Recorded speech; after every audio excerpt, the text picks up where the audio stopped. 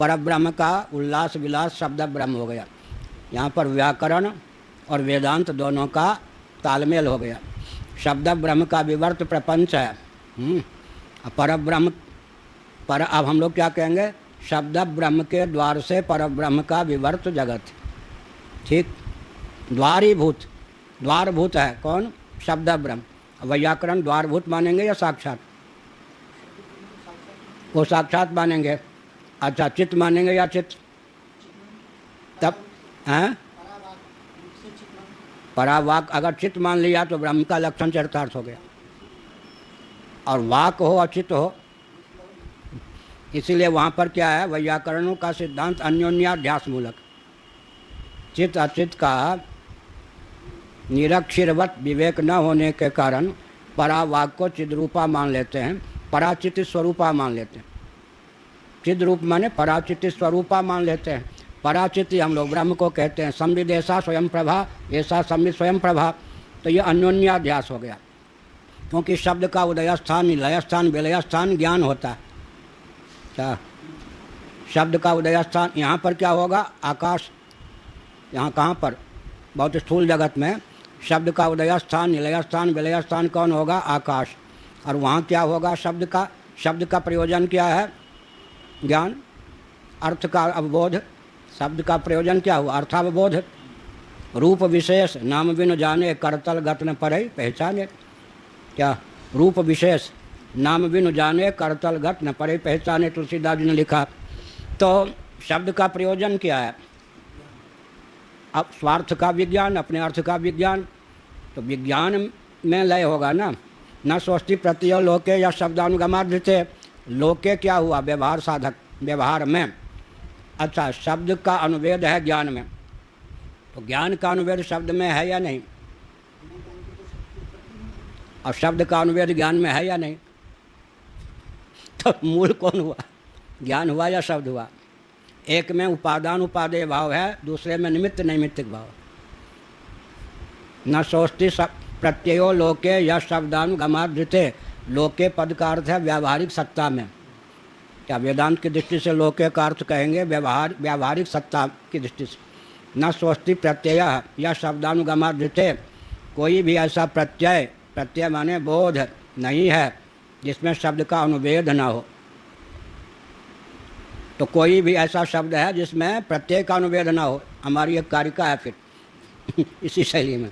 कोई भी ऐसा शब्द नहीं है जिसमें प्रत्यय का अनुवेद न हो। अब क्या हुआ, ये तो बड़ी विकट समस्या हो गई। प्रत्यय में शब्द का अनुवेद है और शब्द में प्रत्यय का अनुवेद, मुख्य कौन हुआ। तो जब प्रत्यय में, ज्ञान में शब्द का अनुवेद हुआ, तब कौन सा हुआ, ज्ञान में शब्द निमित्त नैमित्तिक भाव। और शब्द में जब ज्ञान का प्रत्यय का अनुवेद हुआ तो उपादान उपादेय भाव हो गया। उपादान उपादेय भाव मुख्य होता है या निमित्त नैमित्तिक भाव मुख्य होता है। ये कठिन बात हो गई, व्याकरण की वो भी चलनी चाहिए, व्याकरण का दर्शन। उपादान उपादेय भाव मुख्य हो गया। एक हमारा ग्रंथ भी है ना, साहित्य दर्शन।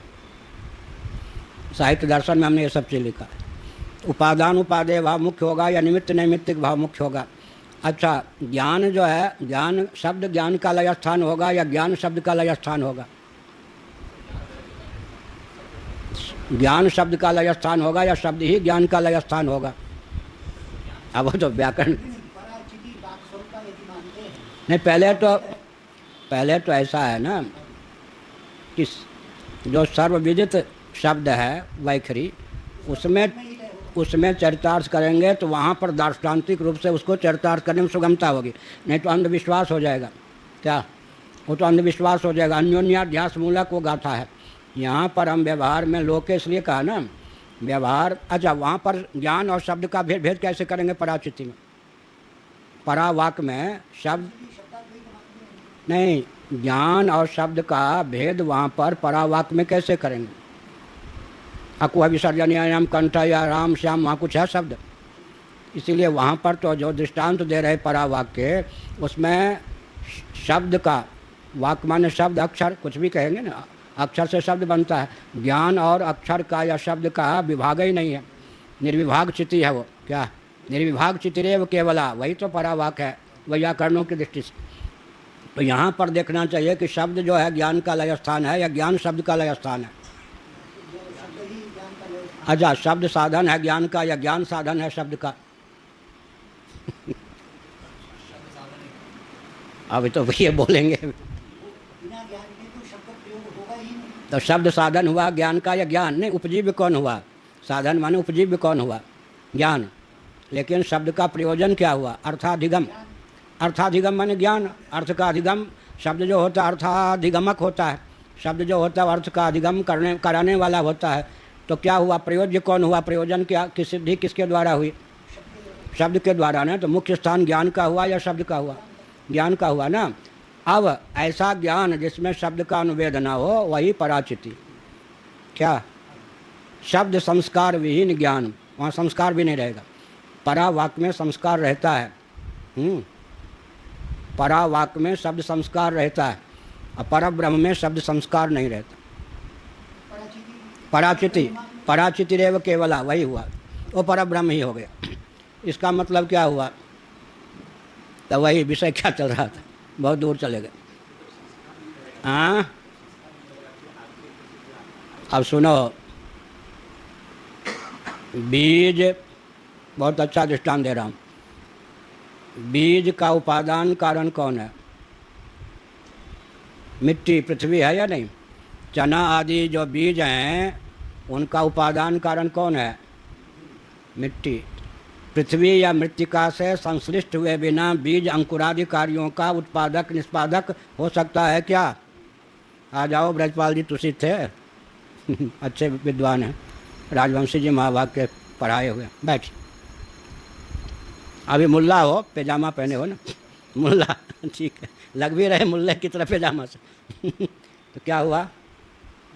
बीज जो है उसका जो उपादान कारण पृथ्वी है, उससे संश्लिष्ट हुए बिना अंकुरादि कार्यों का निष्पादक हो सकता है क्या? नहीं ना। अच्छा, बीज में और पृथ्वी में अंतर क्या है?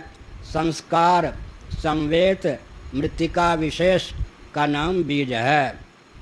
और घुन गया, घुन लग गया बीज में, तब क्या हो गया? बीज रह गया, मृत्तिका मात्र रह गई या नहीं?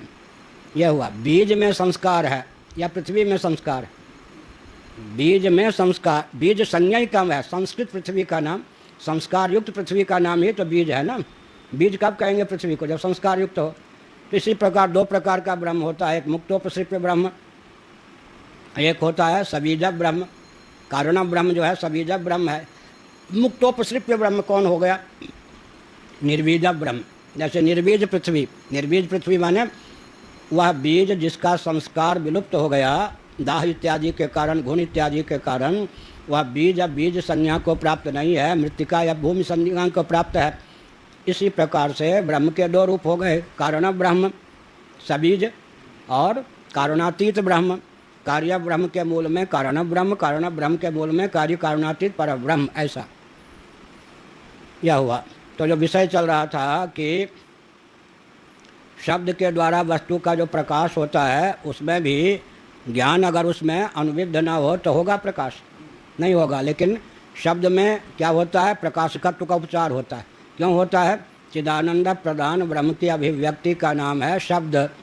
सदानंद प्रधान ब्रह्म की अभिव्यक्ति का नाम है अर्थ। अभिधान, अभिधान और अभिधेय। चिदानंद प्रधान ब्रह्म तत्व की अभिव्यक्ति का नाम है अभिधान। सदानंद प्रधान ब्रह्म की अभिव्यक्ति का नाम है अभिधेय। अभिधान और अभिधेय भाव हो गया द्वंद्व को लेकर, ठीक है ना। लेकिन शब्द परंपरा का विराम कहाँ होगा? आखिर चिदानंद प्रधान अभिव्यक्ति होने पर भी शब्द भाष्य होगा या चित्त भाष्य होगा? शब्द अन्य अर्थ का भाषक होने पर भी अपने उद्गम स्थान जो चित्त तत्व है उसका भाषक बनेगा या भाष्य बन जाएगा? जैसे खादित्य है, नहीं ये, हाँ खादित्य, खादित्य कह सकते हैं, नवोमंडल विद्यमान आदित्य, और दर्पणादित्य कह सकते हैं। दर्पणादित्य जो है घटपटादि का विशेष उद्भाषक होने पर भी खादित्य का उद्भाषक थोड़े होगा। खादित्य में अतिशयकता का आधान थोड़े कर सकेगा। जैसे प्राप्त अग्नि की जो चिंगारियाँ हैं वो रुई इत्यादि में अतिशयता का आधान कर भी दें, लेकिन स्वाश्रय भूता जो अग्नि है उसमें अतिशयता का आधान, यानी अग्नि को जलाने में थोड़े समर्थ। और अगर हम चिंगारी को दाहक मानते हैं तो अग्नि को दग्धुर दग्धा मांगना पड़ेगा। एक कदम और, क्या चाहे दग्धुर दग्धा